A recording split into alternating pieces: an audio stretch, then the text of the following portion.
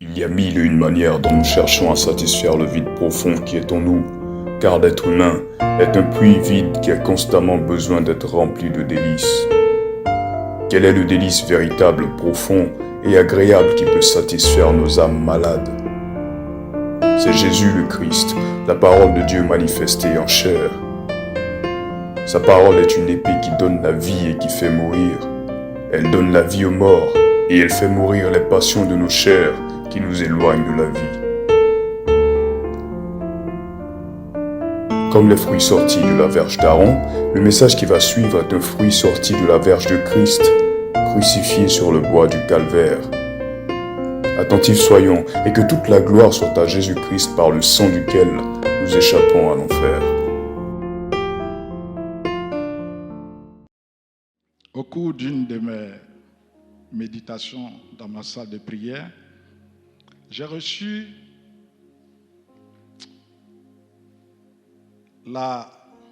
l'idée de créer une association qu'on appelle le collectif des frères en Christ. Je l'ai écrit dans un de mes carnets de notes.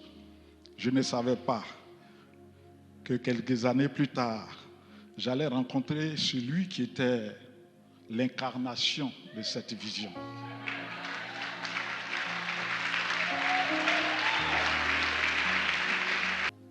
Ce qui m'a attiré vers lui, notre Padre à tous, c'est une vidéo qui est passée sur les réseaux sociaux et qui a montré une action du collectif des frères en Christ qui était allé à Gonzagueville pour prêter assistance aux gens qui ont été déguerpis, aux familles. J'ai été tellement touché par cette action que pendant la période de Covid, où on n'avait plus la possibilité d'aller à l'église tous les jours, parce que moi j'étais un coutumier de cela. Partout où je me trouve dans le monde, il faut que je trouve une église et que j'aille faire ma messe. Et je ne faisais pas la messe du dimanche, je faisais la messe tous les jours. Lundi, mardi, mercredi, jeudi, vendredi, samedi et dimanche. Et lorsque j'ai été convaincu à travers la parole et à travers une prédication que j'ai entendue sur le fait que il faut se conformer strictement à la parole de Dieu, surtout à l'égard de la prédication sur le baptême. J'étais déjà, je peux dire, un terrain préparé, parce que la fréquentation que j'avais de l'écriture m'avait amené à me poser énormément de questions sur ce sujet. Et j'étais, pour ainsi dire, déjà préparé. Mais la période de Covid a été une période favorable pour que j'entre en moi-même et que le Saint-Esprit me convainque d'idolâtrie. Et je suis passé cette nuit même dans une phase de délivrance personnelle. Parce que ça a été un combat lorsque j'ai pris la décision de sortir. Ça a été un combat. Et j'ai appelé deux structures. La première, c'était le CFC et puis une autre structure. Et c'est le Padre Jacques Amessan et Folie qui se sont présentés chez moi. Ils m'ont annoncé la parole et quelques jours plus tard, je suis passé par les eaux du baptême.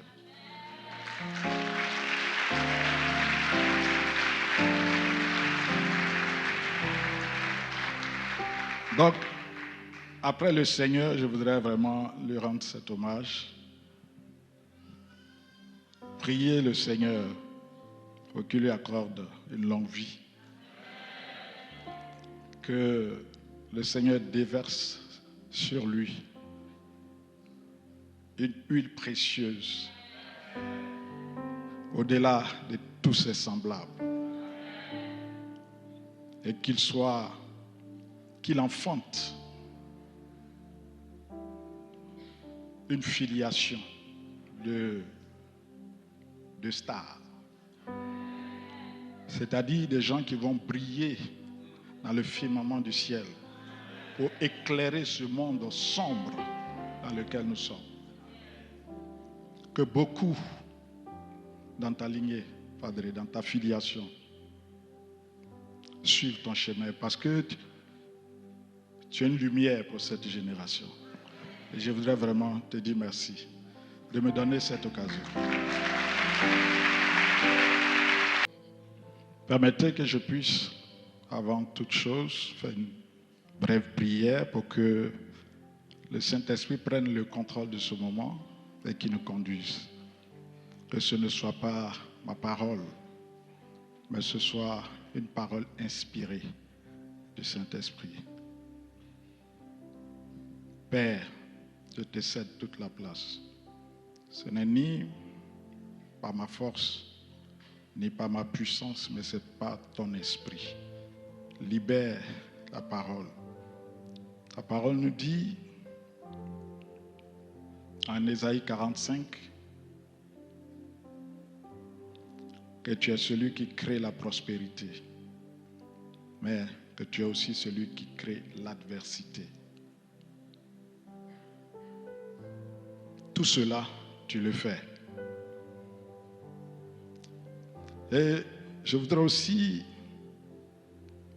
au Père, te rendre hommage parce que tu es l'exemple du premier des travailleurs. Et tu as envoyé ton Fils pour qu'il soit pour nous un modèle, le modèle du travailleur.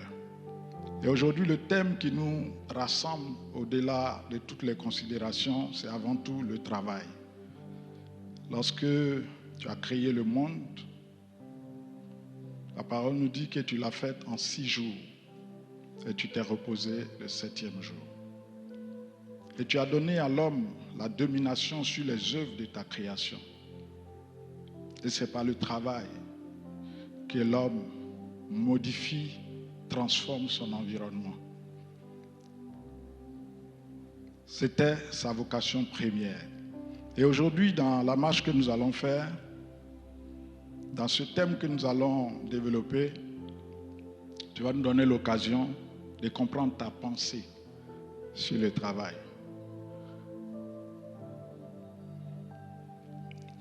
Et par ta sagesse, les principes que tu as édictés dans ta parole, afin que l'homme puisse s'appuyer sur ces principes et se construire une vie professionnelle stable. Merci Seigneur pour ce moment. Que tous ceux qui écoutent ce message, quelles que soient les situations particulières, qu'ils soient touchés par ta grâce. Au nom de Jésus, j'ai prié. Amen. Alors, notre exposé, nous allons le faire en 2 parties. La première partie porte sur le travail dans la marche des hommes et dans la pensée de Dieu. D'abord, je vais exposer autour des mots-clés de ce thème. On a dit la sagesse dans la stabilité professionnelle. Donc, nous avons 3 mots-clés. Le premier mot, c'est la sagesse. Le deuxième mot, c'est la stabilité. Et le troisième mot, c'est, on peut dire, l'activité professionnelle. Pour la sagesse, je ne vais pas être long, parce que la sagesse, pour nous, c'est Jésus. Si vous méditez le livre des Proverbes au chapitre 8, vous allez voir que au commencement, la première œuvre qui a été créée, c'est la sagesse. Et la sagesse, c'est l'esprit de Jésus. La sagesse, c'est Jésus, pour nous. Et quand on fait référence à travers ce thème à la sagesse, cela signifie qu'il faut aller puiser dans cette sagesse les enseignements qui sont nécessaires en termes de bonnes pratiques, voilà, dans le milieu du travail. Le deuxième mot-clé, le mot stabilité. La stabilité, c'était le fait d'acquérir un savoir-faire dans un domaine spécifique. Là, je parle de mémoire. De l'exercer régulièrement et d'en recevoir les fruits. C'est bien ça, Padre? Bien. Là, je parle de mémoire. Alors, moi, j'ajouterai simplement à cette définition une dimension nouvelle. La stabilité, c'est une question d'équilibre. Équilibre de trois choses. Première chose, la connaissance. Deuxième chose, les compétences. Troisième chose, le caractère des personnes. Il faut que ces trois dimensions soient équilibrées. Voilà. Alors, la stabilité, c'est la qualité qui permet de retrouver son équilibre lorsque cet équilibre est rompu. La stabilité, c'est la qualité qui permet de retrouver cet équilibre. Et la stabilité, c'est la qualité qui permet de maintenir cet équilibre. Je vais prendre un exemple pour expliquer ce concept de la stabilité et dans le domaine de la construction. Quand on veut bâtir un immeuble, l'immeuble doit répondre à des critères de stabilité. Et ces critères de stabilité sont appréhendés à trois niveaux. Premier niveau, sur le sol où il faut faire l'ouvrage. Au deuxième niveau, sur la stabilité du bâtiment lui-même. Et ces deux fondements, cette stabilité du bâtiment, c'est ce qu'on appelle la structure. L'équilibre, la stabilité repose sur la structure du bâtiment. Donc vous voyez qu'il y a d'abord fondement, fondation et structure. Ça sont les deux mots techniques. Mais concrètement, comment les choses se passent? Les choses se passent de la façon suivante. Première chose, ceux qui sont dans le domaine du bâtiment le savent, il faut faire une étude géotechnique du sol. Pourquoi? Parce que si vous ne savez pas la nature du sol sur laquelle vous allez implanter l'ouvrage, rien ne vous garantit que votre ouvrage sera stable. Donc, on fait une étude géotechnique. Ce sont des sondages qui se font pour aller déterminer, la composition du sol, sa nature, et à quel niveau se trouve la partie dure de ce sol-là. Si c'est à 6 mètres de profondeur, en ce moment, l'étude géotechnique va recommander que les fondations aillent prendre appui sur la partie dure du sol pour que l'ouvrage puisse tenir. Voilà, disons, la raison d'être d'une étude géotechnique. Donc, vous n'implanterez jamais un immeuble si vous n'avez pas au préalable fait le sondage du sol. Deuxième chose, le bâtiment. En fonction de sa hauteur, en fonction de son envergure et de sa masse, a besoin aussi d'être équilibré. Et c'est à travers la structure que cet équilibre-là va venir. Parce qu'on va dimensionner les poteaux et les poutres de telle sorte que les charges de l'immeuble vont pouvoir se répartir et se maintenir en équilibre. Deuxième chose. Troisième chose, un ouvrage subit un ensemble de forces naturelles. Ce sont les eaux de pluie qui viennent et qui peuvent créer une érosion dans le sol et déstabiliser le bâtiment. Deuxième chose, ce sont, en fonction de la hauteur de l'immeuble, ce sont des vents. Vous savez que les vents ont une force. On peut vous dire des fois, il y a un ouragan 180 km à l'heure. Ça, c'est la force du vent qui va venir frapper des édifices d'une certaine hauteur. Et la stabilité, justement, c'est d'anticiper sur ces phénomènes de telle sorte que même s'il y a des vents forts, le bâtiment qui va chanceler à gauche et à droite n'arrive pas au point de rupture. Voilà les fondements de ce que moi je considère comme étant la stabilité. Alors maintenant, on va l'illustrer. On va l'illustrer à travers la parole de Dieu. Première chose, on va tirer deux principes. Luc 6, versets 48 à 49. Luc le chapitre 6, à partir du verset 48.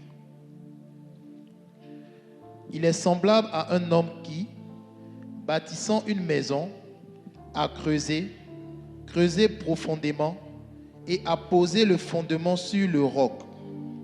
Une inondation est venue et le torrent s'est jeté contre cette maison sans pouvoir l'ébranler parce qu'elle était bien bâtie. Mais celui qui entend et ne met pas en pratique est semblable à un homme qui a bâti une maison sur la terre, sans fondement. Le torrent s'est jeté contre elle. Aussitôt, elle est tombée et la ruine de cette maison a été grande. Et la ruine de cette maison a été grande. Si vous n'observez pas la sagesse pour poser le bon fondement, vous ne serez pas stable. Vous avez compris? Deuxième élément de la parole de Dieu, le psaume 125, verset 1, qui dit « Ceux qui se confient en l'Éternel sont comme la montagne de Sion, elle ne chancelle pas, elle est affermie pour toujours. » Le principe de stabilité, c'est aussi le principe d'affermissement. Et dans ce contexte précis, il s'agit de sur qui vous reposez. Et là, on nous dit heureux ceux qui se confient en l'Éternel. Voilà. Si vous avez l'Éternel pour appui, vous serez affermis. Voilà. Vous serez heureux. Donc, vous voyez deux illustrations de principes qui vont nous servir justement lorsque nous allons développer une stratégie pour la stabilité professionnelle. Est-ce que vous me suivez? C'est bon? Bien. Maintenant, nous allons passer à l'activité professionnelle. Bon. L'activité professionnelle, on peut dire, c'est quand on est dans un secteur donné, l'ensemble des métiers, des activités de ce secteur et toutes les lois qui régissent son fonctionnement, ses normes, etc. Ça, c'est une définition générale. Maintenant, pour l'activité professionnelle, je vais retenir trois choses parce que l'activité professionnelle, en fait, peut se résumer au travail ou à l'emploi. Donc, de ce point de vue, je vais retenir trois définitions en ce qui concerne le travail. La première définition, dans un sens large, le travail est une activité humaine qui vise intentionnellement à transformer le monde physique. Je répète pour ceux qui veulent noter. Le travail est une activité humaine qui vise intentionnellement à transformer le monde physique. Deuxième définition. Définition au sens économique.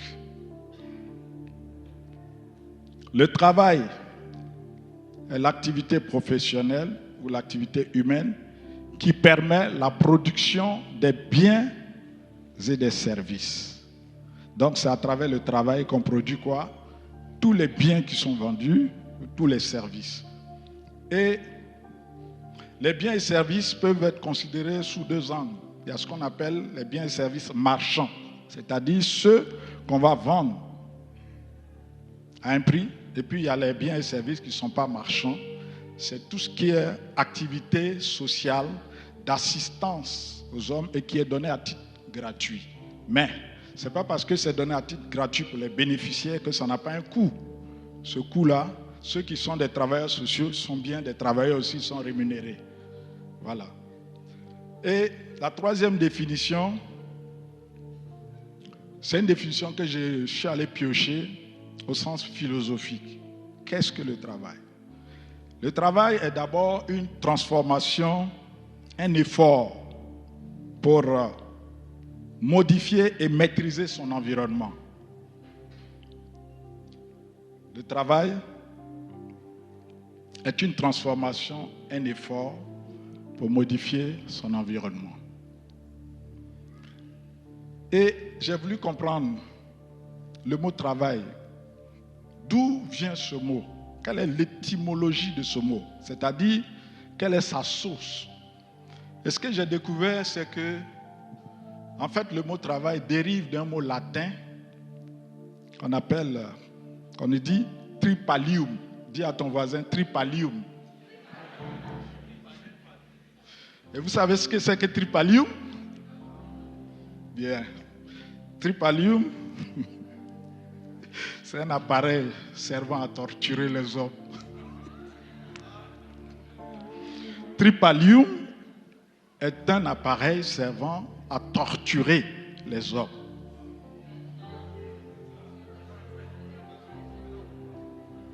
Vous allez comprendre. Un appareil servant à torturer les hommes. Au début, lorsque j'ai fait cette découverte, ça m'a fait rire. Et puis après, je me suis repenti. Savez-vous pourquoi je me suis repenti? Parce que c'est l'œuvre de la croix. C'est ce que notre Seigneur est venu faire pour nous. Prenez Ésaïe 53, verset 11. Ésaïe 53, le verset 11. À cause du travail de son âme, il rassasiera ses regards. Par sa connaissance, mon serviteur juste justifiera beaucoup d'hommes et il se chargera de leurs iniquités. À cause de son travail. À cause de son travail. Et à partir de ce moment, je me suis repenti. Parce que j'ai vu la connexion avec l'œuvre de la croix. Qu'est-ce que Jésus a souffert sur la croix? Ce n'était pas une torture, c'était une torture. Et plus qu'une torture. Parce que ce qu'il a vécu n'a rien de comparable avec ce qu'un appareil de torture des hommes peut faire. Il allait au-delà. On lui a percé les mains. On lui a percé les pieds. On lui a mis une couronne d'épines sur sa tête. Et en ce moment-là, on ne peut plus rire de cela. Parce que c'est ce qu'il a vécu pour que nous soyons libres. Pour que nous soyons sous la grâce. Bien. Cela dit, quelle est dans la pensée de Dieu la signification du travail? Je me suis posé cette question. Et c'est en Genèse 2, verset 15, que je suis allé trouver la réponse. Genèse 2, verset 15. L'Éternel Dieu prit l'homme et le plaça dans le jardin d'Éden pour le cultiver et pour le garder. L'Éternel Dieu prit l'homme et le plaça dans le jardin d'Éden pour le cultiver. On sait tous, parce que souvent ça a été dit, que le jardin d'Éden, c'est un lieu de plaisir. C'est ce qui est écrit, hein, le mot Éden dans la Bible signifie plaisir et délice. Et il a été mis là-bas pour le cultiver. Le mot cultiver, dans la racine hébraïque, c'est abad. Et abad signifie, premièrement, travailler. Deuxièmement, faire un travail. Troisièmement, servir Dieu. Voici la signification du mot abad. Quand on dit cultiver, c'est qu'il y a à l'intérieur de cultiver ces trois notions. Travailler, servir Dieu. Mais ce qui m'a le plus frappé, c'était le second mot. Et pour le garder. Shamar. Garder, c'est tenir, garder, observer, célébrer le sabbat. Célébrer le sabbat. Et c'est la raison pour laquelle souvent on entend l'expression garder le sabbat. Mais ce qui m'a le plus choqué, c'était le mot plaça. Et le mot plaça signifie yanak en hébreu, qui veut dire se reposer, avoir du repos, être tranquille. Donc Dieu a envoyé Adam dans le jardin d'Éden pour qu'il prenne du repos, qu'il le serve, qu'il observe le sabbat. Voilà. Et j'en ai tiré la conclusion que dans la pensée de Dieu, le travail, ça n'a rien à voir avec une torture.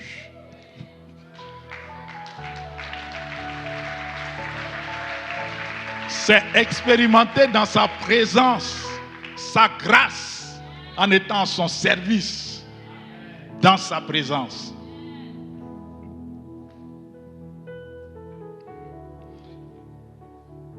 On ne va pas s'arrêter là. Puisqu'on connaît la suite de l'histoire, on sait que Adam a été chassé du jardin. S'il a été chassé du jardin, quelle a été donc l'incidence du péché sur le travail de l'homme? La première des choses, lorsque Adam a été chassé du jardin, Dieu a dit qu'il faut qu'il retourne pour faire quoi? Cultiver le sol d'où il a été pris. Ça veut dire que le sol d'où il a été pris n'avait pas la même qualité que la terre du jardin.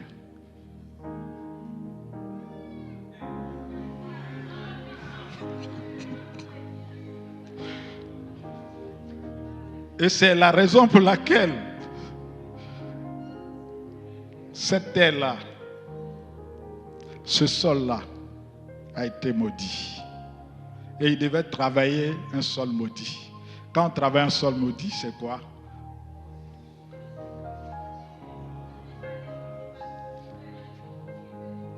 Vous voyez qu'on se rapproche maintenant de la notion de tripalium. Tripalium. Alors, c'est en Genèse 3, versets 17 à 19. Genèse chapitre 3 à partir du verset 17. Il dit à l'homme, puisque tu as écouté la voix de ta femme et que tu as mangé de l'arbre au sujet duquel je t'avais donné cet ordre, tu n'en mangeras point. Le sol sera maudit à cause de toi. C'est à force de peine que tu en tireras ta nourriture tous les jours de ta vie.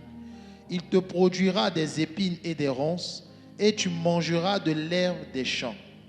C'est à la sueur de ton visage que tu mangeras du pain, jusqu'à ce que tu retournes sur la terre, dans la terre d'où tu as été pris, car tu es poussière, et tu retourneras dans la poussière. Et au verset 23, et l'Éternel Dieu le chassa du jardin d'Éden pour qu'il cultivât la terre d'où il avait été pris. Donc vous voyez que c'est le péché qui a introduit cette notion de souffrance dans le travail. Maintenant, est-ce que cette malédiction a été définitive? Ça, c'est l'autre question que je me suis posée. Et la réponse est une réponse en deux dimensions. Ça veut dire en fait qu'à partir du moment où Adam était chassé du jardin, c'est le choix personnel de chaque personne qui détermine s'il demeure sous la malédiction ou bien si la malédiction s'efface pour lui. Chacun détermine cela par les choix qu'il fait. Et ça se voit à travers quoi? À travers le livre de la postérité d'Adam. Le livre de la postérité d'Adam donne 2 révélations. La première révélation, c'est que de Adam, après le meurtre d'Abel par Caïn, il y a eu une deuxième malédiction. C'est que cette fois-ci, le sol qui avait été maudit a maudit l'homme qui a versé le sang sur la terre. Donc vous voyez qu'un homme qui a choisi de ne pas marcher avec Dieu va entrer dans une deuxième malédiction. Donc la postérité de Caïn a donné naissance à tous les polygames et tous ceux qui ont commencé à exercer un certain nombre de métiers, parmi lesquels les fabricants d'armes, etc. Parce qu'ils étaient caractérisés par la violence. Et puisque la terre n'est plus pour eux une terre bénie, ils ont besoin d'user de la violence pour arracher cette bénédiction à ceux qui demeurent dans la bénédiction de la terre.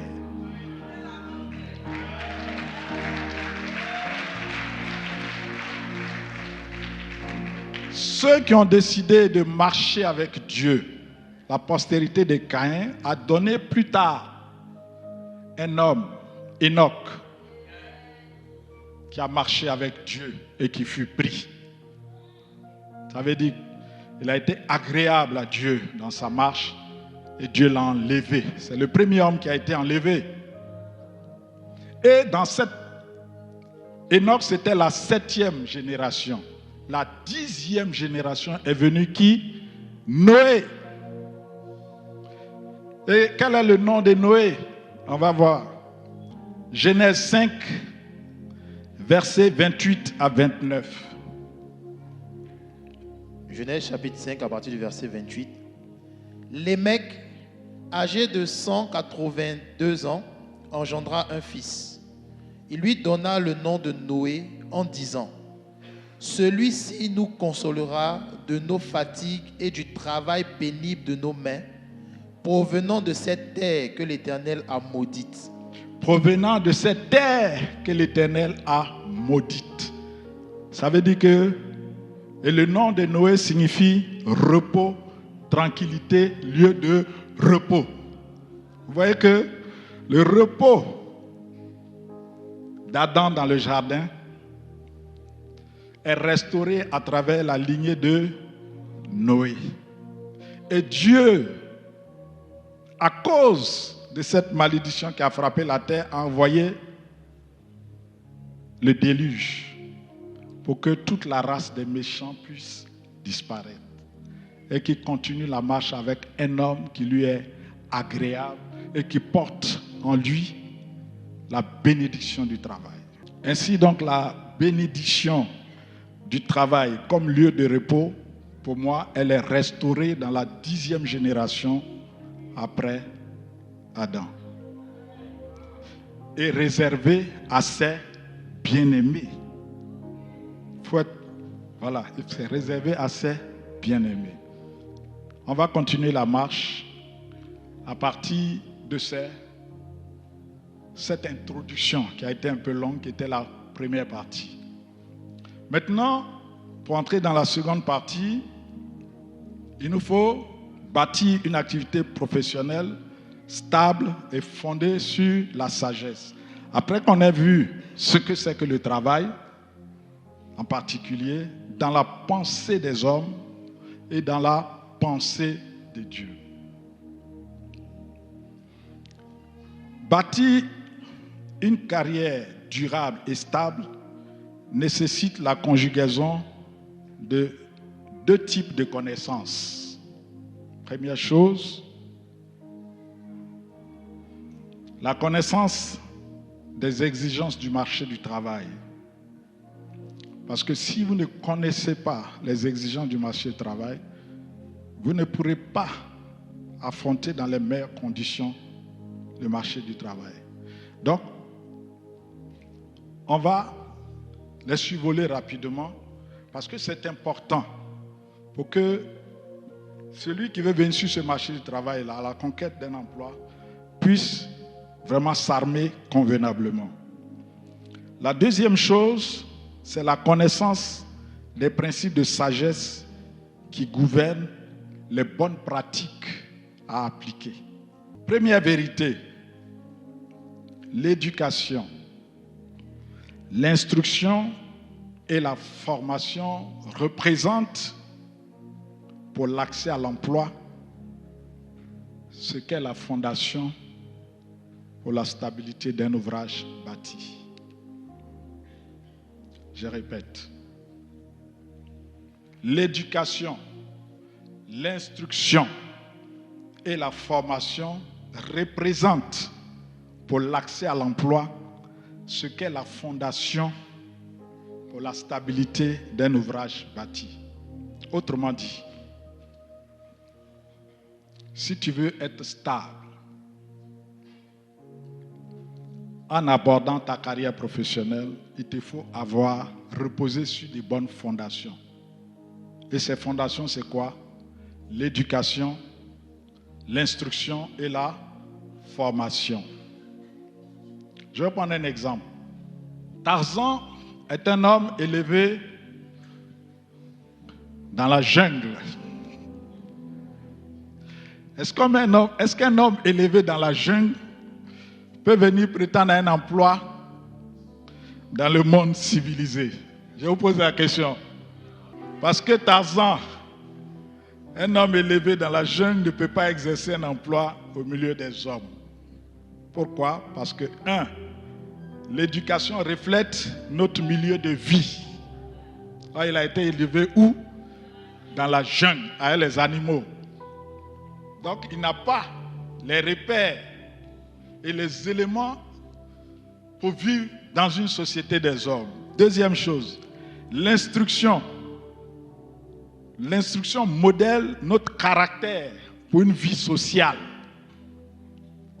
On s'instruit pour avoir un caractère qui nous habilite à vivre comme des hommes au milieu des hommes. Tarzan ne peut pas avoir ça. Parce que ses amis, ses compagnons, ce sont des animaux. Et troisième chose, la formation nous donne la connaissance pour exercer des habiletés. Voilà. Vous voyez que on ne peut donc pas prendre un homme comme Tarzan pour qu'il vienne travailler au milieu des hommes. Avant qu'il ne prétende au travail, il va d'abord passer par ces trois phases: éducation, instruction et formation. Deuxième vérité, si le diplôme est un indicateur de niveau de formation, c'est la compétence qui détermine en entreprise la capacité à évoluer dans le travail ou le potentiel de carrière. Je reprends. Si le diplôme est un indicateur de niveau de formation, c'est la compétence qui détermine la capacité des personnes à évoluer dans le travail et à avoir une longue carrière. Donc vous voyez que le diplôme c'est une chose et la compétence c'est une autre chose. Il faut distinguer ces deux choses. Vous pouvez être premier à l'école, c'est bien, mais quand vous allez vous retrouver en milieu professionnel, ça peut être autre chose. Ce n'est pas tous les premiers qui ont eu une carrière brillante. N'est-ce pas? Voilà. Il faut donc opérer cette distinction entre le diplôme et la compétence. Alors, qu'est-ce que c'est que la compétence? La compétence se définit à trois niveaux. Premièrement, le savoir. Je vais revenir là-dessus rapidement. Deuxièmement, le savoir-faire. Et troisièmement, le savoir-être. Donc, la compétence, quand on le prend en milieu francophone, c'est une triple dimension qui intègre tout ce que tu sais, tous les savoirs que tu as accumulés dans ta formation, etc. Ensuite, l'expérience que tu as acquise dans la mise en œuvre de ces connaissances, et puis une dimension par rapport à ton caractère. Voilà. Je vais passer, en général, on sait ce que c'est que le savoir. Le savoir-faire est l'expérience pratique qui témoigne de la maîtrise technique d'un domaine et qui permet l'application d'une connaissance ou d'un savoir. Vous voyez que on passe du savoir, il faut passer au savoir-faire. Donc à un niveau où on applique et on acquiert de l'expérience. Le savoir-être est lié à nos attitudes et à nos systèmes de valeurs. Voilà, ce n'est pas parce que tu es diplômé que peut-être tu es quelqu'un d'accueillant. Tu peux avoir un caractère totalement désagréable, impossible de travailler en équipe. Vous voyez? Donc, quand on parle de compétences, ce sont ces trois dimensions. Mais ça, c'est dans le milieu francophone de façon générale. Dans le milieu anglophone, on parle de deux dimensions, ce qu'on appelle les hard skills, voilà, qui intègrent le savoir et le savoir-faire. Les deux sont combinés. Et puis maintenant, les soft skills, c'est ce qui concerne la personnalité de l'individu. Maintenant, je voudrais faire une petite nuance entre ce qu'on appelle la qualification.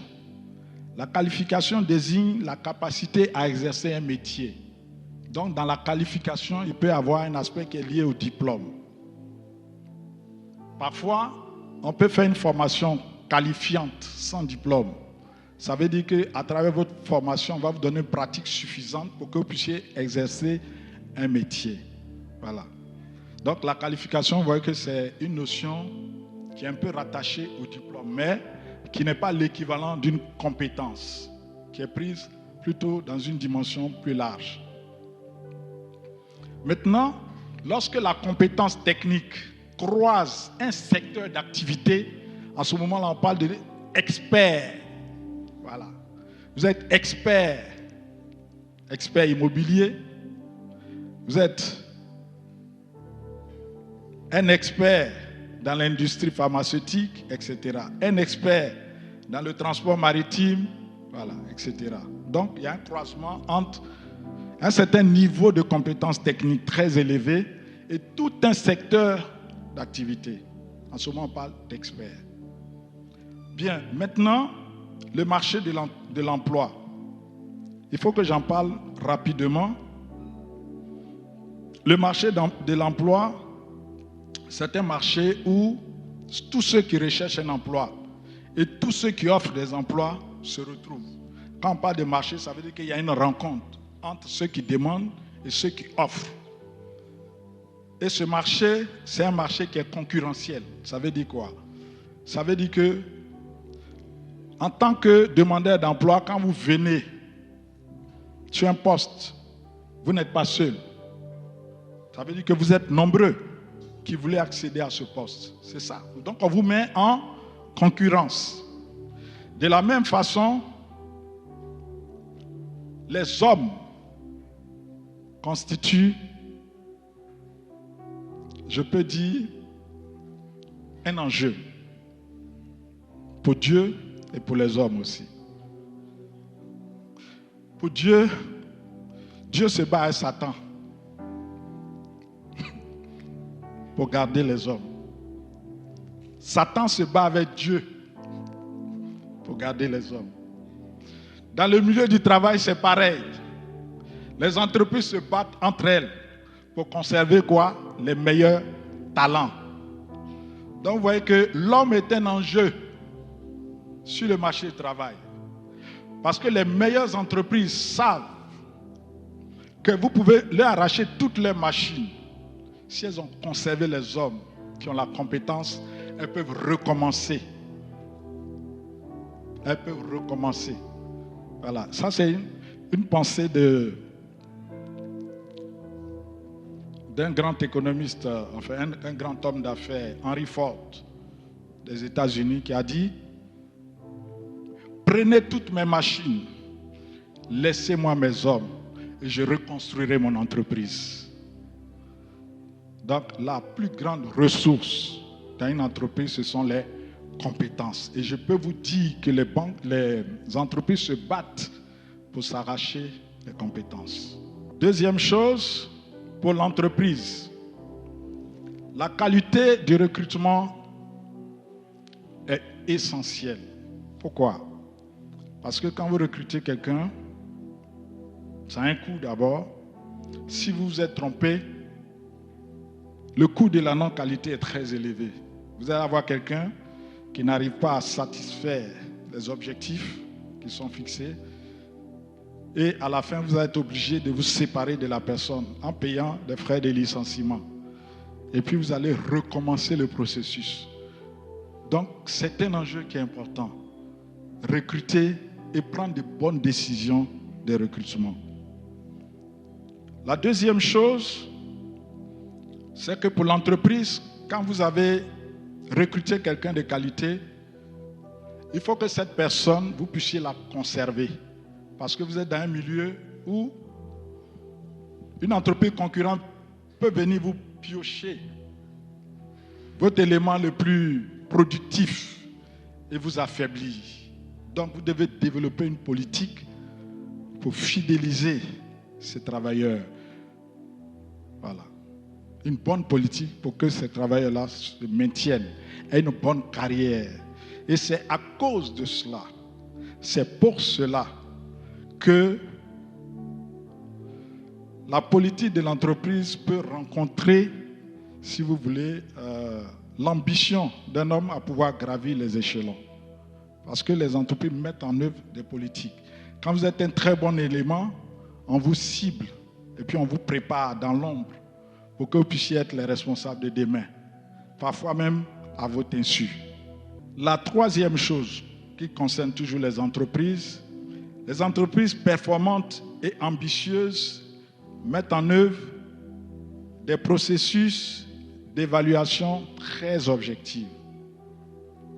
Ça veut dire que quand on veut prendre quelqu'un, vis-à-vis des critères de compétences, savoir-faire et savoir-être, les gens mettent en œuvre des tests très pointus. Plus vous élevez dans l'emploi, et plus les textes que vous devez satisfaire sont très élevés. On va vérifier votre QI, on va tester vos capacités de logique, on va tester votre aisance avec le texte, ça veut dire la compréhension même des textes. On va tester votre capacité à vous organiser, on va vous soumettre à ce qu'on appelle des mises en situation où on va détecter vos capacités à prendre les décisions et les bonnes décisions. Donc, si l'entreprise met en œuvre toute cette méthodologie, c'est pour qu'elle puisse s'assurer, prendre les garanties nécessaires pour ne pas prendre de mauvaises décisions en ce qui concerne le recrutement. Maintenant, pour quelqu'un qui est un travailleur, l'enjeu pour celui qui est un travailleur, le travailleur doit être soucieux de la stabilité de sa carrière. Et pour cela, il faut qu'il soit conscient que la connaissance qu'on a, cette connaissance s'effrite avec le temps. Ça, c'est un. Deuxièmement, cette connaissance peut être dépassée. Parce que nous sommes dans un monde en évolution rapide. Donc, vous devez avoir une activité de veille vous-même. Un. Deuxièmement, vous devez avoir une activité de formation continue pour que vous puissiez vous adapter à l'évolution, en tout cas dans le cadre du travail. Deuxième chose, le travailleur doit se mettre toujours dans une perspective de développement de ses compétences. Parce qu'il commence en général dans l'entreprise à un certain niveau et il est appelé plus tard à être à un niveau plus élevé.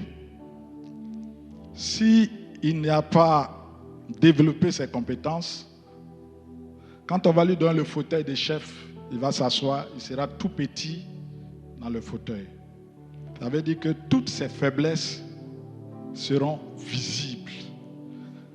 Donc, quand on est un travailleur, il faut anticiper sur son évolution. Vous devez visionner votre parcours professionnel de telle sorte que vous fixiez des objectifs à moyen et à long terme. Je peux, peut-être à ce stade-là, prendre mon exemple personnel. Lorsque je devais sortir de diplômé de l'école, j'avais choisi la spécialité finance, le métier de la finance et de la comptabilité. Mais déjà, lorsque j'étais à l'école, à l'université, j'ai développé le côté commercial et marketing parce que je savais qu'une fois que je sortais, je n'allais plus avoir l'occasion d'exercer dans ce domaine.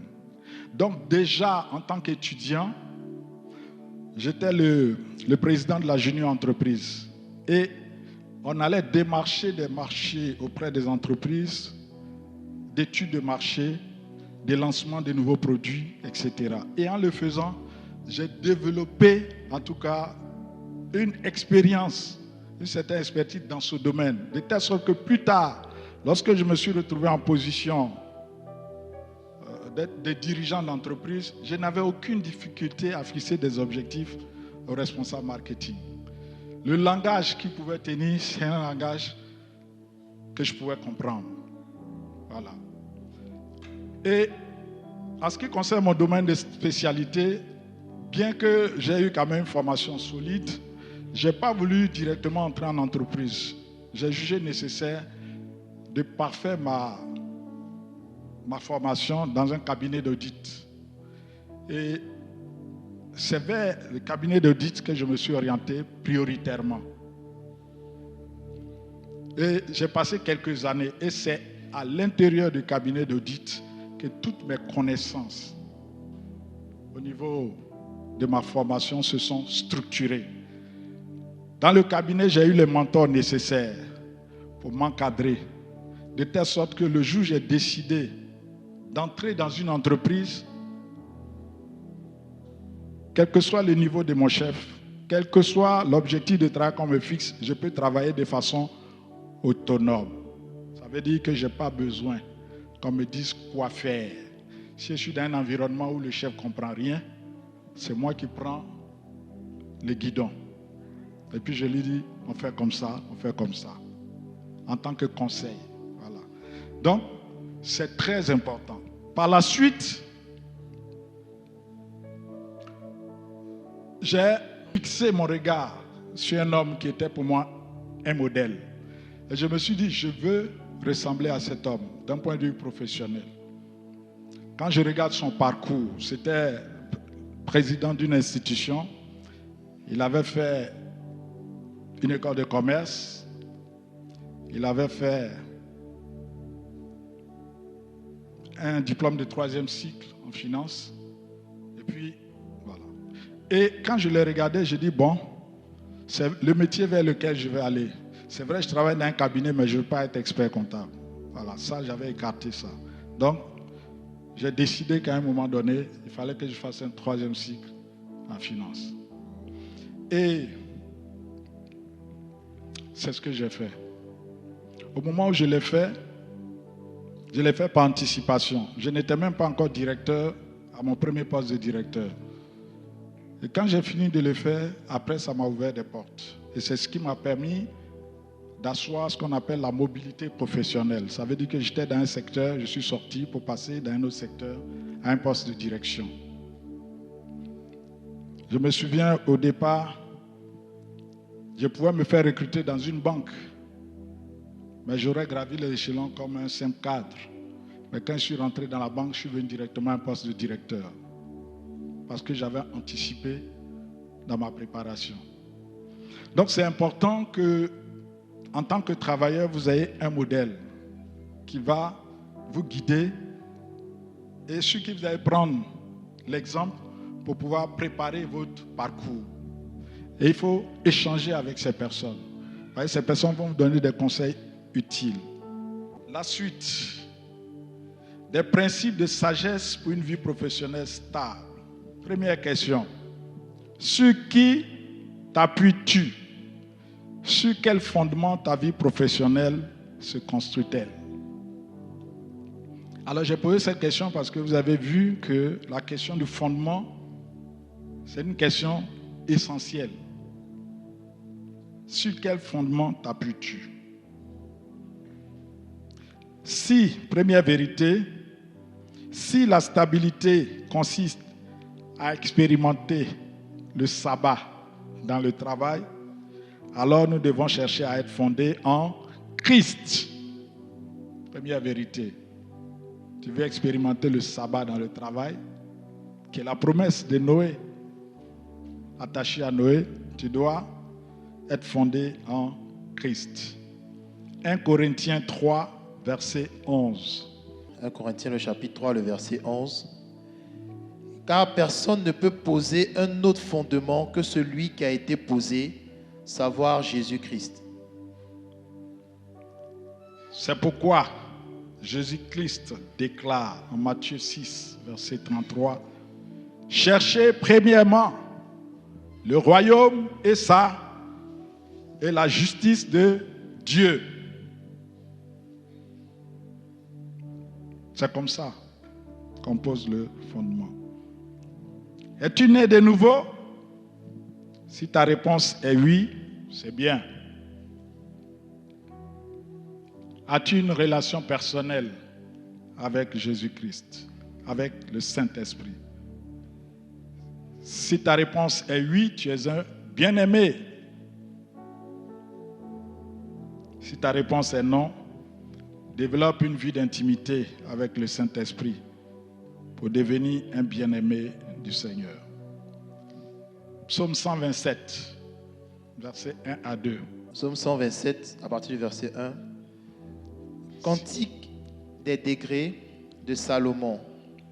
Si l'Éternel ne bâtit la maison, ceux qui la bâtissent travaillent en vain. Si l'Éternel ne garde la ville, celui qui la garde veille en vain. En vain, vous levez-vous matin, vous couchez-vous tard, et mangez-vous le pain de douleur. Il en donne autant à ses bien-aimés pendant leur sommeil. Vraiment, ces versets, ce sont mes versets préférés. En vain, vous levez-vous matin, vous couchez-vous tard, et mangez-vous le pain de douleur.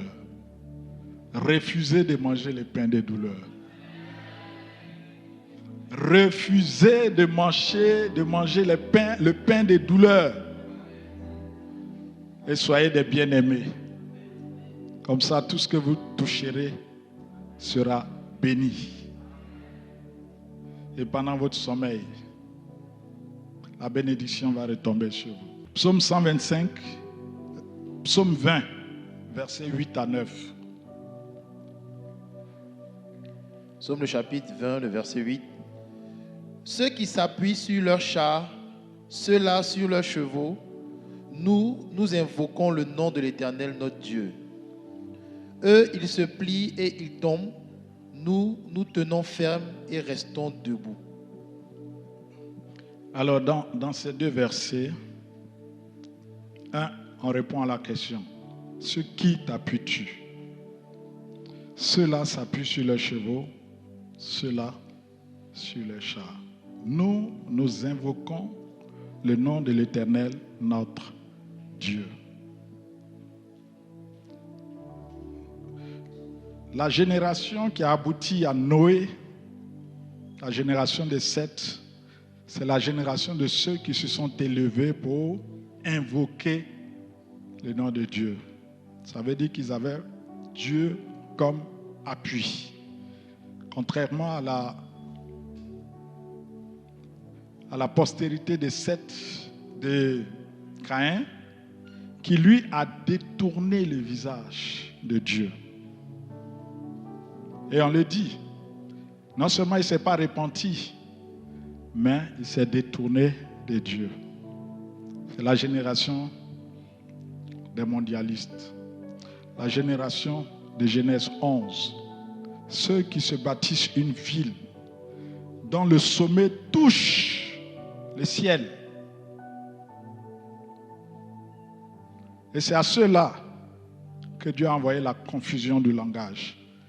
Et à ceux qui l'invoquent, il leur a donné de nouvelles langues pour qu'ils puissent s'adresser à lui. Psaume 125, verset 1.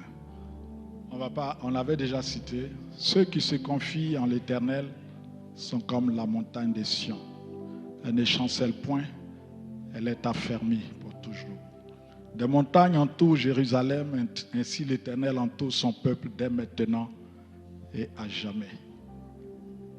Être affermi dans le Seigneur, c'est placer sa confiance en Dieu, c'est être fondé en Jésus-Christ.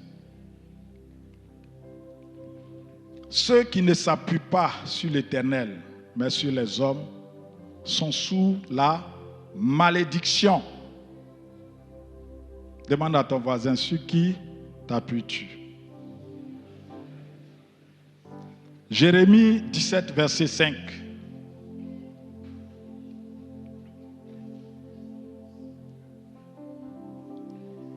Jérémie chapitre 17, verset 5. Ainsi parle l'Éternel. Maudit soit l'homme qui se confie dans l'homme, qui prend la chair pour son appui et qui détourne son cœur de l'Éternel. Maudit soit l'homme qui se confie dans l'homme. Prenez très à cœur cette parole.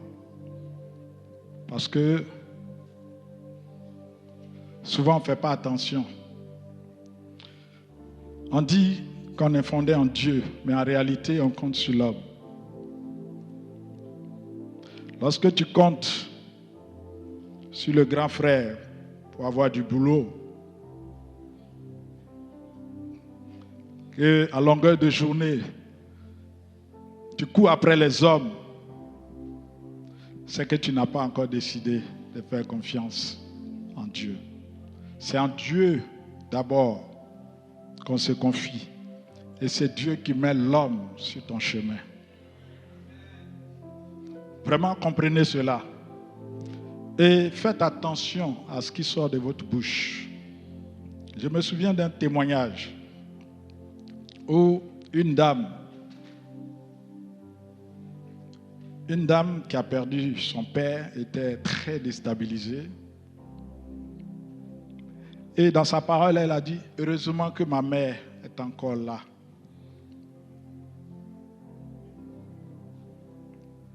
Quelque temps après, elle a perdu sa mère. Elle n'a pas retenu la leçon parce qu'elle n'avait pas encore compris. Et après, elle a dit, si je n'avais pas mon mari, comment j'allais faire?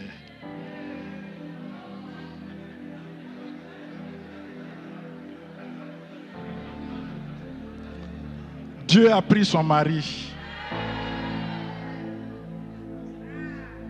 Et c'est après maintenant qu'elle a commencé à crier à Dieu. Dieu lui a dit, mais pourquoi tu n'as pas fait ça depuis le début? Donc faisons très attention. C'est une parole simple, sur qui t'appuies-tu, mais qui est lourde de connaissances. Parce que vous avez vu que la parole de Jérémie 17, c'est une malédiction. La malédiction qui a frappé la terre, c'est une chose. Ne laisse pas la malédiction tomber sur toi parce que tu as oublié de t'appuyer sur Dieu et que tu as fait sortir des paroles qui montrent que tu t'attaches plus, tu comptes plus sur les hommes que sur Dieu. J'entre maintenant dans la partie travail. Les dons de Dieu. Bien sûr, Dieu nous a fait beaucoup de dons. Je ne vais pas les énumérer, mais il y a deux choses qui sont importantes. Dieu a donné à chacun des talents. Dis à ton voisin, tu as des talents. Et Dieu a donné... Bon, il n'a pas donné les talents de façon équitable à tout le monde. On est d'accord, hein? Il y en a qui ont reçu plus. Vous connaissez la parabole des talents. La deuxième chose que Dieu a donnée de façon équitable à tous ses enfants, c'est quoi? Le temps. Première vérité, ce que nous devenons est le reflet de ce que nous avons fait. 1, de nos talents. 2, du temps. Ce que nous sommes devenus est le reflet de ce que nous avons fait de ces deux choses. Parce que les bontés de Dieu se renouvellent tous les matins. Donc tous les matins, Dieu nous donne toujours la même dotation de temps, 24 heures. Et on dit que Dieu ne fait exception de personne. Ça veut dire que quand il fait pleuvoir ses bénédictions, c'est sur les bons et sur les méchants. Donc vous voyez que Dieu, il est équitable avec ses enfants. Mais il nous a donné ces deux choses, talent et temps. Deuxième principe de sagesse pour la stabilité professionnelle. Matthieu 25, verset 29. Matthieu chapitre 25, le verset 29. Car on donnera à celui qui a, et il sera dans l'abondance.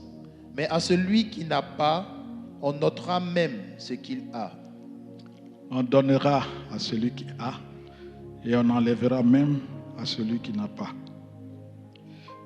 Les talents que Dieu donne à ses enfants ne sont pas destinés à être cachés, enfouis dans la terre. C'est ce que fit celui qui n'a reçu qu'un talent. La vocation des talents, c'est d'être augmenté. Et qui augmente? C'est nous. Et on l'augmente comment? Par le travail. Voilà. Les talents, on les augmente lorsqu'on travaille. Et lorsqu'on travaille, il y a quelque chose qui se passe. Exode 31, verset 6. Exode du chapitre 31, le verset 6. Et voici, je lui ai donné pour aide Oholiab, fils d'Ahisamak, de la tribu de Dan. J'ai mis de l'intelligence dans l'esprit de tous ceux qui sont habiles pour qu'ils fassent tout ce que je t'ai ordonné. Je lui ai donné pour aide Oholiab. J'ai mis de l'intelligence dans l'esprit de tous ceux qui sont habiles. Si Oholiab n'était pas habile, est-ce que Dieu aurait mis de l'esprit? Dieu dit, j'ai mis de l'esprit, j'ai mis de l'intelligence dans l'esprit de tous ceux qui sont habiles. Première chose. Pour moi, c'est parce que Oholiab était habile qu'il a reçu l'intelligence. S'il n'était pas habile, est-ce qu'il aurait reçu l'intelligence? Quand on est habile, ça veut dire quoi? Ça veut dire qu'on a travaillé ses talents. Savez-vous ce que habile veut dire en hébreu? Kakam. Dis kakam à ton voisin. Et l'intelligence, vous savez ce que ça veut dire? Kokma. Kokma. Celui qui n'a pas peur de kakam, Dieu lui donne kokma. C'est comme ça que j'ai résumé cette révélation. Celui qui n'a pas peur de caca mou, Dieu lui donne kokoma. On met kokoma où? Sur la tête. C'est comme une onction qu'on te donne pour que tu deviennes un expert dans ton domaine. Donc, en hébreu, il y a deux formes de sagesse. Il y a la sagesse qu'on appelle kakam Et puis il y a la sagesse qu'on appelle Kokma. Celui qui est habile, Kakam, reçoit Kokma, l'intelligence. Donc vous voyez que c'est important que les talents que Dieu nous donne, que nous puissions les travailler. Verset 7. Proverbe chapitre 4, le verset 7. Voici le commencement de la sagesse. Acquiert la sagesse et avec tout ce que tu possèdes, acquiert l'intelligence. Voilà. Le commencement de la sagesse, on dit acquiert la sagesse, c'est-à-dire Kokma. Mais ce qui nous fait aller vers Kokma, c'est quoi? C'est Kakar. C'est-à-dire, à partir des talents que Dieu nous a donnés, maintenant il y a une aspiration à aller au-delà de nos limites. Et ça doit s'exprimer par la soif qu'on a, voilà, de la sagesse. Kokma. La chose suivante, c'est que on dit acquiert, après Kokma, il faut acquérir l'intelligence. Bon, le français, vraiment. Ce qui est mis pour intelligence ici, c'est la compréhension. Voilà, bina, en hébreu, la compréhension. Alors, que nous dit ce verset? Ça veut dire que vraiment, la plus grande malédiction qu'un homme puisse expérimenter, c'est la paresse. La paresse. Parce que c'est la paresse qui fait qu'on n'exploite pas nos talents. N'est-ce pas? Donc notre plus grand défi, c'est de lutter contre la paresse et de développer une soif. Alors, c'est à travers l'éducation, l'instruction et la formation que nos talents naturels se développent. J'avais prévu un petit témoignage, mais à la place, je vais vous donner une pensée que j'ai tirée d'un ouvrage. Le désir de l'excellence. Désirer être excellent est différent de vouloir être premier. L'un est une forme d'humilité et l'autre une forme d'orgueil. Celui qui désire être excellent tient à atteindre le maximum de ses capacités, sans comparer ses résultats à ceux des autres. Celui qui a l'intention d'être le premier compare ses résultats à ceux des autres. Il n'est satisfait qu'en étant au-dessus d'eux, même s'il n'a pas déployé tout son potentiel. C'est le borgne qui tire sa joie d'être le chef des aveugles. Vous savez de qui est cette pensée? De qui? De qui? Du Padre Jacques Abessan. Applaudissez.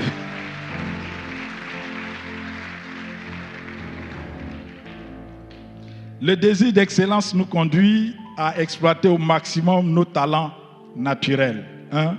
Gérer efficacement notre temps et nous concentrer sur l'essentiel. J'ai expérimenté cette grâce. Parce que Dieu m'a fait prendre conscience très tôt, depuis l'école primaire, de la nécessité de ce désir d'excellence. C'est comme s'il me l'a déposé dans le cœur. Et depuis l'école primaire, à la suite d'un échec que j'ai eu, j'ai pris la résolution de me mettre au travail. Cette prise de conscience précoce m'a amené vraiment vers l'excellence dans les études. Je précise bien, dans les études. Et pour cela, j'étais animé par une soif de connaissance qui était telle. Je dévorais tous les ouvrages. Tout ce que j'avais comme argent entrait dans les livres. Et je gérais mon temps avec une planification qui était telle que j'avais comme activité 1, les études, 2, le sport, 3, les études, 4, le sport. Études, sport. Au point où mon père, qui est quand même un homme très sévère, une fois au cours des vacances, il est venu vers moi et me dit, mais toi, pourquoi tu ne fais pas comme les jeunes de ta génération? Tu es toujours dans les livres, toujours en train de travailler. Quand tu ne travailles pas, tu fais ton sport. Et vraiment, j'ai retenu ce témoignage de mon père. Et c'est cette discipline-là qui m'a permis vraiment, parce que mon objectif n'était pas d'être premier, bien entendu, mais j'avais pour objectif vraiment, j'aimais la connaissance. Voilà, j'aimais la connaissance. Et pour moi, la connaissance, les Grecs,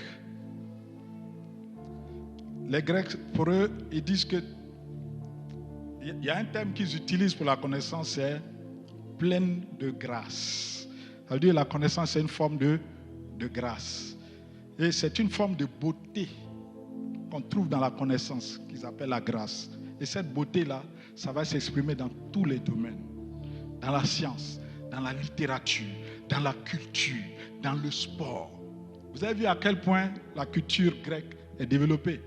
C'est leur amour du beau.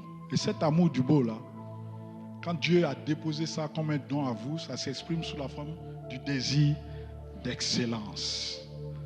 Et c'est ce désir d'excellence qui fait que vous avez l'amour du travail bien fait. Si vous n'avez pas le désir d'excellence, vous allez banaliser le travail. D'accord? Le désir d'excellence prépare l'amour du travail bien fait. La diligence, Proverbe 13, verset 4. Proverbe chapitre 13, le verset 4. L'âme du paresseux a des désirs qu'il ne peut satisfaire, mais l'âme des hommes diligents sera rassasiée. Le paresseux n'a rien à la moisson, mais le travailleur diligent obtient ce qu'il désire. Il faut une éthique de travail solide pour réussir dans une carrière. Donc il faut être diligent. La diligence, son défaut, c'est la paresse. On a bien vu. Proverbe 15, verset 33. Proverbe chapitre 15, verset 33. La crainte de l'Éternel enseigne la sagesse et l'humilité précède la gloire. La crainte de l'Éternel enseigne la sagesse et l'humilité précède la gloire. Il faut être humble pour que Dieu vous élève. Dieu a horreur des orgueilleux. Ecclésiaste 9, verset 10. Ecclésiaste chapitre 9, le verset 10. Tout ce que ta main trouve à faire avec ta force, fais-le. Tout ce que ta main trouve à faire avec ta force, fais-le. Alors j'ai pris ces deux proverbes, Proverbes et Ecclésiaste, pour illustrer une chose. 1, l'humilité, et 2, quelle attitude il faut avoir face aux épreuves. Je voudrais vous donner un petit témoignage. J'ai un de mes amis qui est diplômé du supérieur. Après une maîtrise, il n'avait pas de travail.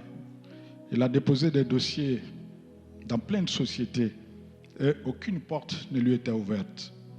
Et un beau matin, il a été convaincu qu'il fallait qu'il trouve n'importe quoi à faire. Et il a décidé, il a demandé un peu d'argent à sa famille, on lui a donné de l'argent et vous savez ce qu'il a fait? Il a acheté un outreau. Il a acheté du charbon, il l'a mis dedans, il a commencé à passer de maison en maison pour vendre le charbon. Un diplômé de supérieur. Au bout de 1 mois, il avait déposé déjà pendant plusieurs mois un dossier dans une société. Et c'était une très grande institution internationale résidant en Côte d'Ivoire, qui avait son siège ici. il a été appelé pour un entretien. Après un mois, qu'il a décidé lui-même de s'humilier en vendant du charbon. Il a été appelé et après son entretien, il a été retenu. Je vous donne ce témoignage pour vous dire que quel que soit votre diplôme, si vous n'avez pas de travail, votre attitude va déterminer de quelle façon des portes vont pouvoir s'ouvrir pour vous. Deuxième exemple,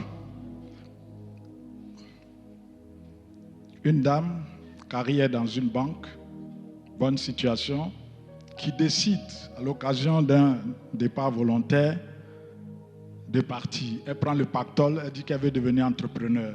Elle s'en va, elle échoue. Après, elle se retrouve dans l'oisiveté. On se rencontre, elle me raconte sa situation. Je lui dis, mais pourquoi ne demanderais-tu pas un stage non rémunéré? Si tu veux un stage non rémunéré, moi, je peux te faciliter les choses. Elle a eu l'humilité d'accepter. Et elle est venue pour du stage dans une entreprise. Elle a fait 1 an de stage. Elle recevait juste le pécule pour son transport. Au cours de son expérience, il y a eu un décès dans l'entreprise. Elle travaille au contrôle de gestion. Et comme elle était là, la nature aurait de vide. Elle a comblé ce vide. Vous voyez à quoi peut conduire. Dernière chose, la fidélité. Luc 16, verset 12. Si vous n'avez pas été fidèle dans ce qui est à autrui, qui vous donnera ce qui est à vous? Être humble et prêt à servir les autres. Et la fidélité dans les petites choses nous prédispose à expérimenter la faveur de Dieu. Le verset suivant, c'est le psaume 128, versets 1 à 2. La crainte de Dieu. Heureux tout homme qui craint l'Éternel, qui marche dans ses voies. Tu jouis alors du fruit de tes mains. Tu jouis alors du travail de tes mains. Tu es heureux, tu prospères. Donc vous voyez que la prospérité du travail est liée à quoi? Dans ce verset, à la crainte de Dieu. Et au fait de marcher selon la sagesse de Dieu. Tu marches selon la sagesse de Dieu, tu auras la bénédiction du travail de tes mains. Dernier point concerne l'intégrité et l'honnêteté au travail. Celui qui marche dans l'intégrité marche avec assurance, mais celui qui prend des voies tortueuses sera découvert. Je vais terminer par un dernier témoignage. Dans ma vie professionnelle, j'ai recruté beaucoup. Et il m'est arrivé aussi parfois de licencier des personnes. Je me souviens en particulier d'un licenciement qui m'a marqué moi-même, mais qui a marqué aussi la personne qui a été licenciée. Et c'est par ce témoignage que je vais terminer. C'était un responsable des ressources humaines dans une entreprise que j'ai eu à diriger.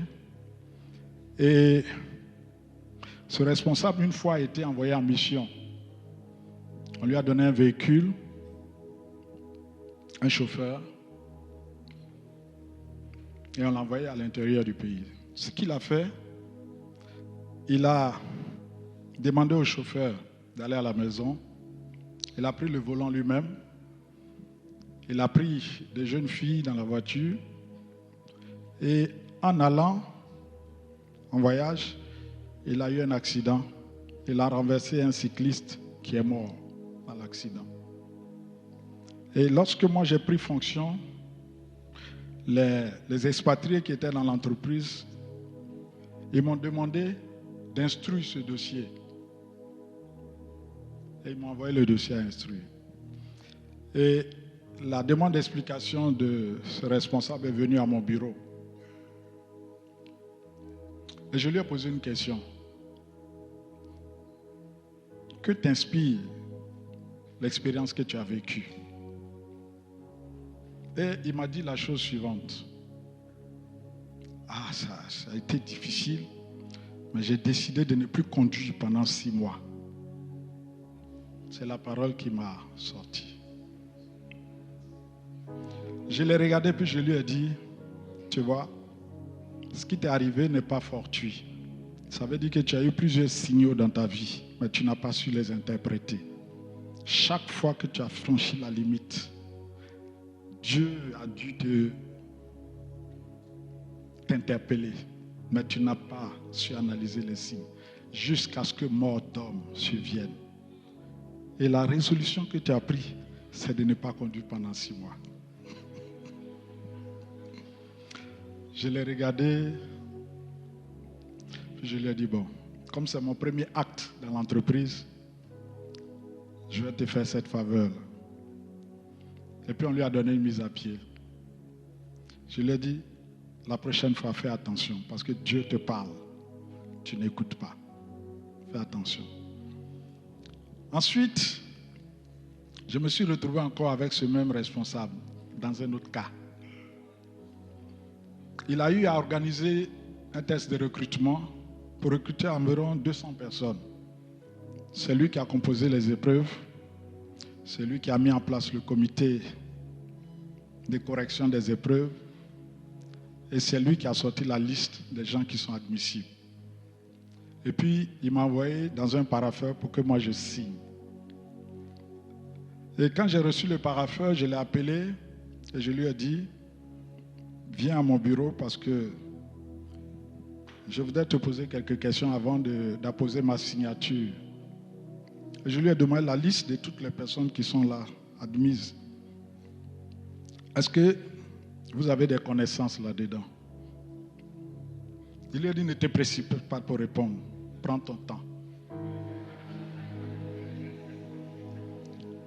Et puis il a dit, oui, qu'il y a des personnes qui connaissent dedans. J'ai dit, ok. Est-ce qu'il y a des personnes qui sont connues par les membres du comité de direction? Il dit oui. J'ai dit, cite-les-moi. Il m'a cité tous les gens.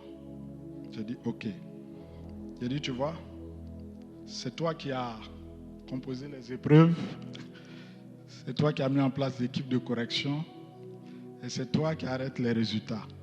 Bien. Je veux bien te faire confiance. Est-ce que tu as quelque chose à me déclarer en dehors de ce que tu m'as dit? Réfléchis bien encore, parce que si je signe, je ne veux pas entendre une autre information en dehors de celle que tu m'as donnée. Il a dit oui, il n'y a pas de problème, il n'y a pas de problème. Bon, c'est tout ce qu'il m'a dit. Il a dit ok, c'est bien. Je vais signer, mais sache qu'en signant, je te fais confiance. Si tu déçois ma confiance, elle ne sera pas renouvelée. Il a dit oui. Ok, j'ai signé. 3 semaines après, j'ai appris que son épouse était dans la liste sous son nom de jeune fille. Quand je l'ai su, je l'ai appelé, il est venu. Parce que les bruits couraient dans toute l'entreprise, je l'ai appelé et puis je lui ai dit, tu te souviens des questions que je t'ai posées? Il dit oui. J'ai dit, dis à ta femme qu'elle a beaucoup de chance. Parce qu'elle va rentrer, mais tu vas sortir. Et il a été licencié. Quelques années plus tard, je l'ai retrouvé une fois au plateau. Et ce monsieur priait en langue, s'il vous plaît. Il priait en langue. Je l'ai retrouvé au plateau et il est venu vers moi et je lui ai dit, il est venu lui-même et puis dit, vraiment, je lui ai fait une leçon qu'il ne va jamais oublier. J'ai dit, ah bon, gloire à Dieu. Alors, je crois que c'est sur ce témoignage que j'achève notre expérience de ce matin.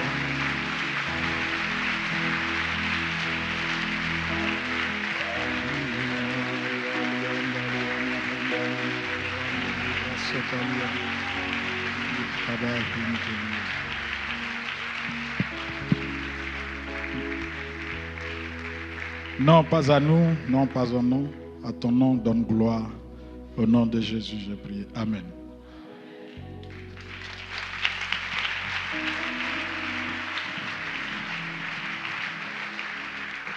On va rester dans une attitude de prière. On a entendu beaucoup de choses. Je veux vraiment qu'on prie surtout par rapport au sujet de l'intégrité. La tentation de faire des choses illégales, malhonnêtes, pour pouvoir augmenter ses revenus est forte dans la société. La tentation d'accepter des propositions indécentes, de faire des surfacturations, de mentir, de faire des coups bas, pour pouvoir soit nous-mêmes nous sortir d'une situation financière difficile ou faire sortir quelqu'un que nous aimons d'une situation difficile est forte. Or, la Bible dit que le commencement de la sagesse, c'est la crainte de Dieu. La Bible dit que celui qui craint Dieu, il travaille et il est prospère. J'aimerais vraiment qu'on prie, que Dieu nous garde. Si tu sais que tu as déjà fait quelque chose qui ressemble à ce dont il a parlé, tu vas te repentir. Si tu as quelqu'un aussi qui te confie sur l'homme, qui compte sur les hommes, peut-être que tu es à la recherche d'un emploi ou d'une opportunité professionnelle et tes yeux sont fixés sur quelqu'un de spécifique. Tu t'attends à quelque chose venant d'une connaissance, d'un tonton, d'une tante, d'un ami. Dans le message que tu as entendu, on a dit aussi qu'on ne doit pas se confier en l'homme. Le secours doit venir de l'Éternel. C'est Dieu qui doit choisir l'homme par qui il va passer pour nous aider. Ce n'est pas nous qui devons choisir la personne et le présenter à Dieu. On va prier par rapport à tout ce dont on a entendu. Que Dieu nous aide à mettre cela en pratique. Prions. Père, ce matin, je te dis merci. Merci pour ta parole. Tu veux que l'intégrité soit formée en nous. Tu ne veux pas que dans le milieu professionnel, nos noms soient associés à des mauvaises attitudes, à des choses malhonnêtes, à des choses déplacées. Tu nous appelles à rechercher l'excellence, à ne pas être paresseux. Tu nous appelles surtout aussi à ne pas nous confier en l'homme, à nous appuyer sur toi, à nous reposer sur toi. Père, ce matin, je prie que dans ta grâce et dans ta miséricorde, s'il y avait quelqu'un au milieu de nous qui avait fait ou qui faisait l'une des choses dont on a parlé, que la grâce de la repentance lui soit accordée au nom de Jésus. Je prie, Père, pour ceux qui sont à la recherche d'un travail, ceux qui sont à la recherche d'une activité, d'une source de revenus, que dans cette saison, tu puisses les exaucer, que tu leur ouvres des portes, que des portes inattendues s'ouvrent devant eux et qu'ils puissent mettre en pratique, Père éternel Dieu, tout ce dont on a parlé. Père, tu nous as parlé ce matin du fait que même quand on n'a pas encore du travail, on doit manifester une humilité, une attitude qui va nous ouvrir des portes. Je prie, Père éternel, que cela soit notre partage. Au nom de Jésus. Amen. Est-ce qu'on peut encore acclamer le Seigneur? Amen. Moi, je ne quitterai pas ce lieu sans t'avoir vu. Moïse t'a vu, Moïse t'a vu, Moïse t'a vu.